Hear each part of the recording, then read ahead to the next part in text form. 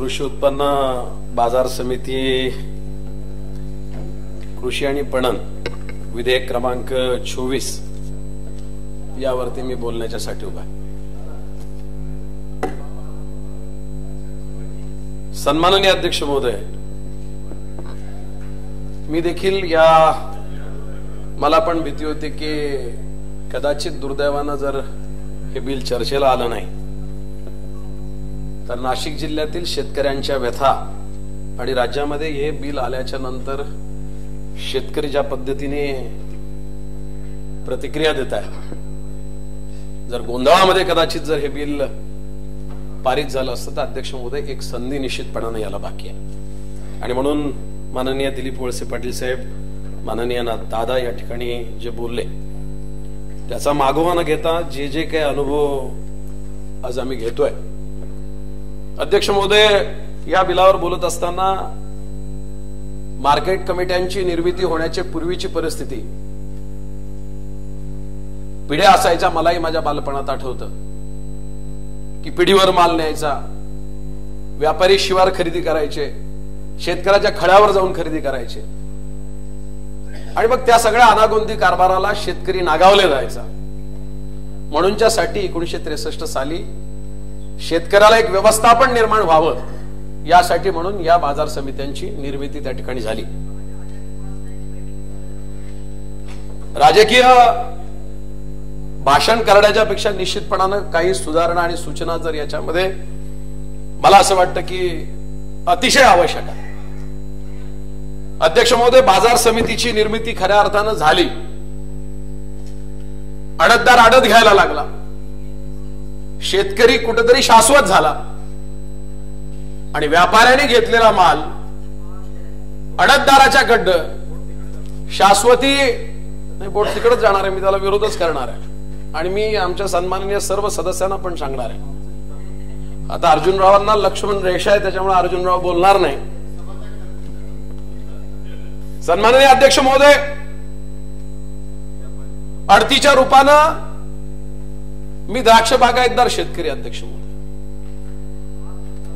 भाजीपाला, कांदे, टोमॅटो, नाशिक जिल्हा याच्यासाठी अध्यक्ष महोदय खूप मोठ्या प्रमाणात इथे उत्पादक आहे आणि अशा परिस्थितीमध्ये हे विधेयक येण्याच्या पासून आजच लासलगाव कृषी उत्पन्न बाजार समिती, अध्यक्ष महोदय तिचं नेतृत्व मी करतो। अलीकडेच 3 महिन्यापूर्वी निवडणूक झाली, थोडीशी गडबड झाली आणि त्याच्यामुळे आज जरा वेगळाच गोंधळ तिथे निर्माण होण्याची परिस्थिती झाली। संबंध कृषी उत्पन्न बाजार समिती अध्यक्ष महोदय नाशिक जिल्ह्यातल्या आज बंद आहे। काल परवाच्या दिवशी खाजगीत कुठेतरी असं कळलं की पोरवाल नावाचे कोणी आपले सेक्रेटरी महोदय त्या ठिकाणी आले आणि मीही गोल्फ क्लब रेस्ट हाऊसच्या आवारामध्ये होतो। मला कळालं तिथे आमचे माजी खासदार देवदास पिंगळे साहेब आणि सगळी मंडळी आली। मी म्हटलं काय? ते म्हटले की ही चर्चा करायला आली आणि पर्यायी व्यवस्थापन करण्यासाठी बिंदास उतरा। खाजगीमध्ये माझ्या असं ऐकण्यात आलं अध्यक्ष महोदय की ही व्यवस्था मोडून काढायची। अध्यक्ष महोदय, व्यवस्था निश्चितपणानं जर ते ठरवलं राजकीय हेतूने आणि सुडबुद्धीने मोडायची असतील, अध्यक्ष महोदय ते बिलकुल मोडा, परंतु पर्यायी व्यवस्थापन काही त्याच्यामध्ये पर्याय आपण केलाय का? तर माझ्या मताप्रमाणे अध्यक्ष महोदय शून्य व्यवस्था आहे, काहीच व्यवस्था नाही आहे। आणि ही सगळी व्यवस्था करत असताना अध्यक्ष महोदय आज कुठलाच पर्याय नाही। आज आमची अवस्था जर अध्यक्ष महोदय आपल्याला सांगायची ठरली, माननीय मंत्री महोदय सुदैवानं आपण सहकारामध्ये अजितदादांच्याकडनं मी ऐकलं आणि आपल्याबद्दलही मला चांगली कल्पना आहे, आपण चांगल्या संस्था चालवता, आम्ही पण। अध्यक्ष महोदय,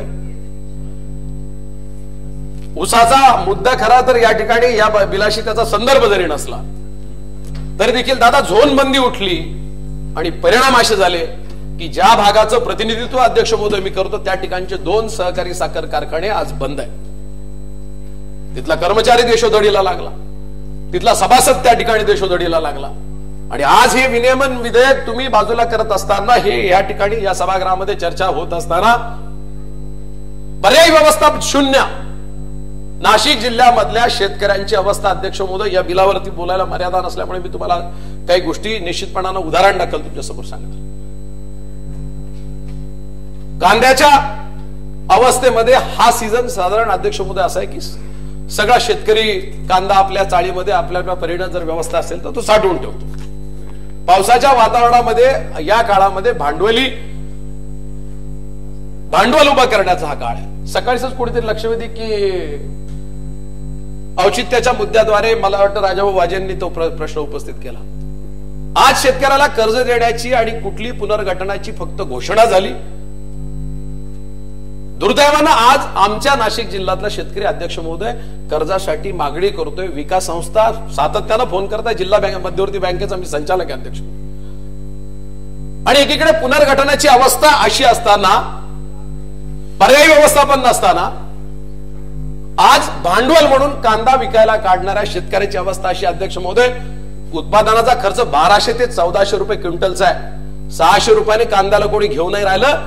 मला म्हणतायत भारतीय जनता पक्षाचे खासदार हरिश्चंद्र चव्हाण साहेब आणि माझा मतदारसंघ एकच आहे विधानसभा आणि लोकसभेत. लोक बोर्ड लावायला लागले. तुम्ही काय बोलतात, तुम्ही काय करताय तिथं त्या सभागृहामध्ये. आज ही शेतकऱ्याची जर अवस्था असेल तर तुम्ही आमचं प्रतिनिधित्व करत असताना तिथं काय करताय. अशा प्रकारचा प्रश्न अध्यक्ष महोदय. कांद्याचा भाव आज परिस्थिती अशी आहे की 600, 650, 700.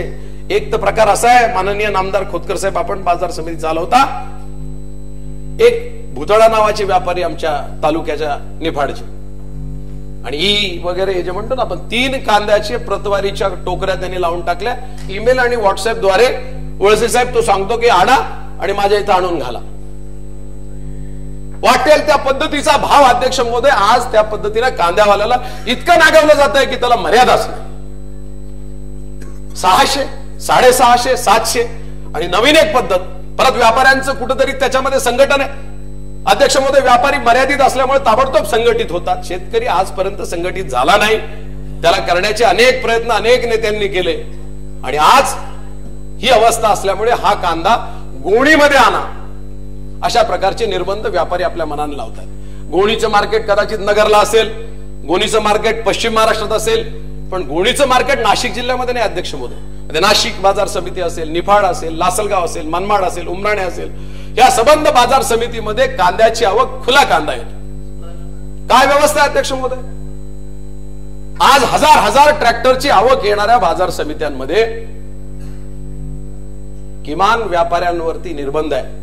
आडतीच्या अपेक्षेने तरी तो संबंध लिलाव त्या ठिकाणी पुकारतो. उद्या काय अवस्था होणार आहे. व्यापारी सांगेल आमचं पोट भरलं, 500 ट्रॅक्टरचे लिलाव तो त्या ठिकाणी पुकारेल, तो निघून जाईल आणि मग त्या उरलेल्या मालाचं काय करायचं. अध्यक्ष महोदय, पिंपळगाव कृषी उत्पन्न बाजार समितीची माझ्या मतदारसंघात माझ्या जवळ आहे. त्या बाजार समितीमध्ये सीझनला 3 लाख टमाटोचे क्रेट एका दिवशी येतात. अध्यक्ष महोदय, आता हा पिकाचा हा कालखंड असा आहे, इथं आता आवक कमी आहे म्हणून उद्रेक मर्यादित आहे. आता आवक कमी आहे म्हणून उद्रेक मर्यादित आहे. अध्यक्ष महोदय, काय व्यवस्था आहे 3 लाख क्रेट टमाटरची केली आपण ती व्यवस्था. बिल ज्या पद्धतीनं आज या ठिकाणी आलंय फ्लोअरवर, 3 लाख क्रेट पैकी फक्त 5000 क्रेट अध्यक्ष महोदय मुंबईला येतात. व्यापारी पाकिस्तानला पाठवतात, व्यापारी बांगलादेशला पाठवतात. महाराष्ट्र वगळून अन्य राज्यांमध्ये महाराष्ट्रासकट सगळे 3 लाख क्रेट व्यवस्थापन एका दिवसामध्ये. नाशवंत माल 3ऱ्या 4थ्या दिवशी मार्केटला जातो, विकला जातो, व्यवस्था उभी राहते आणि मार्केटचा लिलाव झाल्याच्या नंतर शेतकऱ्याला शाश्वत आहे तो पाकिस्तानात जाऊ, नाही तर अजून कुठे जाऊ, नाही तर अमेरिकेला जाऊ. 3 लाख क्रेटचा शेतकरी अध्यक्ष महोदय जेव्हा रस्त्यावर उतरेल ना, कमाली आणि त्याच्या पलीकडे जाऊन हा उद्रेक होणार आहे. अध्यक्ष महोदय, माझ्याकडे रिलायन्सचे एक आउटलेट आहे दादा, चितेगाव फाटा म्हणून औरंगाबाद रोडला माझ्या मतदारसंघामध्ये जात असताना रिलायन्सचे एक आउटलेट. रिलायन्सच्या आउटलेट मध्ये वळसे पाटील साहेब प्रचंड वाटोळ झालंय या बिलानं आणि त्या व्यवस्थेमध्ये त्या रिलायन्सच्या आउटलेटमध्ये जी माणसं काम करतात ना अध्यक्ष महोदय, त्या माणसांना असं सांगितलं जातं, ते शेतकऱ्याला सांगतात तुला 10ची बिल्टी देतो पण भाव मात्र 7 रुपये किलोचा. काय निर्बंध आहे त्याच्यावरती अध्यक्ष महोदय, कुणाचे निर्बंध आहे. आणि अशी चर्चा आहे देशमुख साहेब की हे बिलच फक्त या लोकांसाठी आणलंय. या सगळ्या बिलावरती चर्चा करत असताना अध्यक्ष महोदय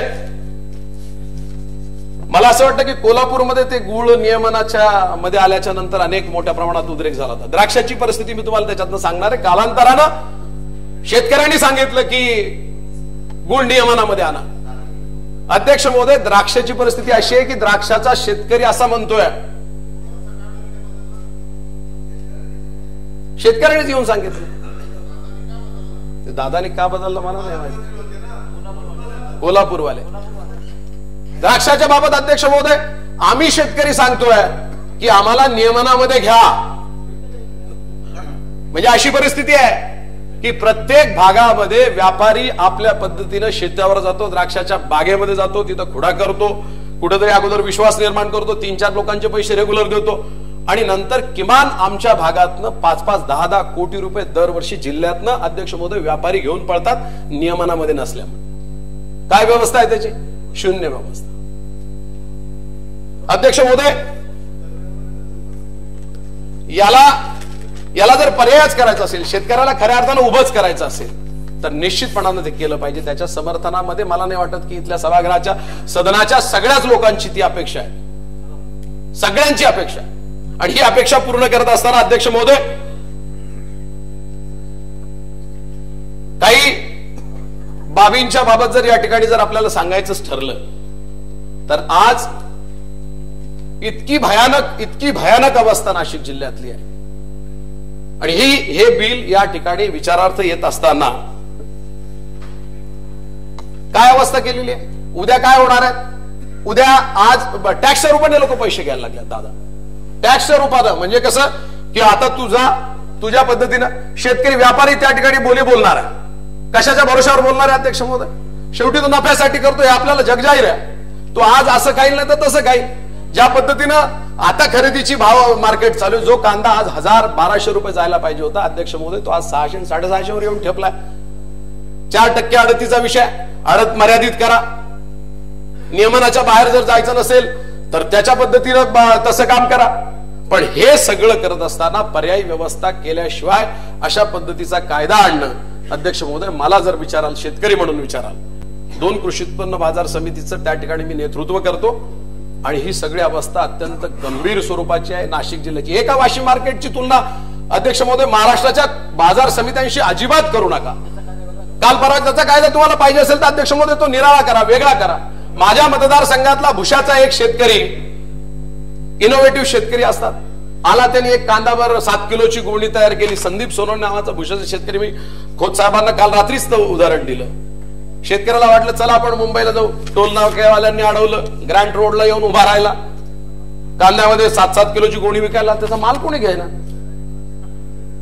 त्याचा माल कोणीच अध्यक्ष महोदय घेतला नाही. काय व्यवस्थापन आहे? कुठेतरी मला कळलं की 14 ऑगस्टला कुठली तरी आपण हे सुरू करतात. एवढी व्यवस्था करणं इतकं सोपं नाही, जरूर करा, पण मोहगमपणानं अशा पद्धतीचं या बिल फ्लोअरवर आणत असताना शेतकऱ्याच्या व्यथा आणि अवस्था जर आपण समजून घेतल्या नाही, शेतकऱ्याच्या हिताचं इथपर्यंत बरोबर ते ऐकायला खूप बरं वाटतं. हो, मला ते कळतंय सभागृहाच्या लॉबीमध्ये कांदा विकतात. कांद्याची काय अवस्था आहे मला माहिती आहे. आणि म्हणून हे सगळं बिल आणत असताना अशा स्वरूपाची बिलकुल घाई गर्दी त्याच्यामध्ये बिलकुल करू नका. हे लुटायचं साधन अजिबात नाही आहे. बाजार समित्या जशा राष्ट्रवादी काँग्रेसच्या तशा शिवसेनेच्या पण बऱ्याच आहे, सर्वांच्या, भाजपच्या पण आहेत.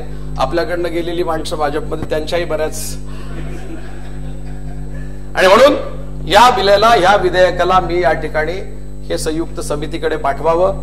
ज्या लोकांचे राज्यभरातले जे प्रतिनिधी शेतकऱ्याचं प्रतिनिधित्व करतात, सर्व पक्षाचे ते सोबत घ्या, याच्यावरती नीटनेटका विचार करा. नाही तर अन्यथा इतकी मोठा उद्रेक महाराष्ट्रामध्ये उभा राहील आणि नंतर घाईगर्दीत हे बिल आणलं म्हणून ते मागे घेण्याची वेळ आली तर सरकारची सुद्धा नामुष्की त्याच्यामध्ये होऊ देऊ नका.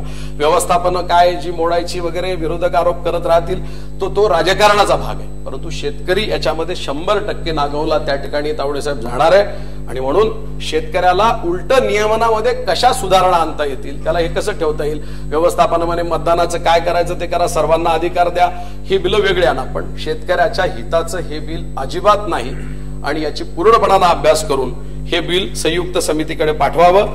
मी शिवसेना पक्षाच्या वतीनं या ठिकाणी माझे विचार मांडत असताना माझा या बिलाला आत्ताच्या घडीला हा स्पष्ट विरोध आहे, तूर्त विरोध आहे आणि हे पुन्हा एकदा विचारार्थ हे बिल आणावं अशा प्रकारची विनंती अध्यक्ष महोदय आपल्या माध्यमातून माननीय मंत्र्यांना करतो आणि माझं मनोगत थांबवतो.